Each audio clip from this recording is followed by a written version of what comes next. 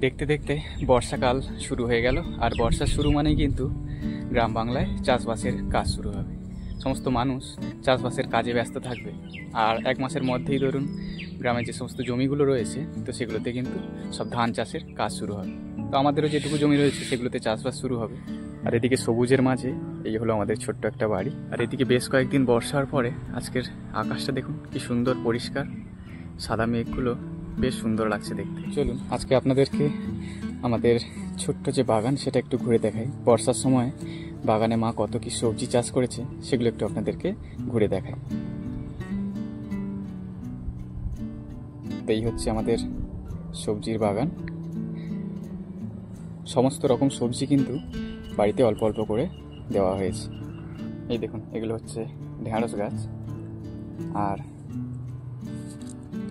এগুলো হচ্ছে কচু। এদিকে কুমড়ো গাছ রয়েছে, সাথে এগুলো রয়েছে মারিচ শাক বা এগুলোকে লাল শাকও বলে। তো মোটামুটি এরকম বিভিন্ন রকম সবজি কিন্তু বাড়িতে চাষ করা হয়েছে। আর এগুলো সমস্ত কিন্তু বিক্রির জন্য নয়, সবই বাড়িতে খাওয়ার জন্য। এদিকে এই কিছু পুঁই গাছ, এই দেখুন লাইন ধরে পুঁই শাক।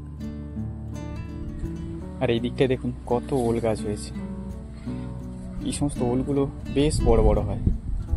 আর আমাদের একটা মৌসুমি লেবুর গাছে কত লেবু হয়েছে দেখুন, প্রচুর লেবু হয়েছে গাছটাতে। এই প্রথমবার এত লেবু হলো এই গাছটাতে। দেখুন একেবারে গাছের গোড়া থেকে লেবু ধরেছে, বেশ সুন্দর না? আর গাছটা কিন্তু খুব বেশি বড় নয়। এই দেখুন এই হচ্ছে গাছটা।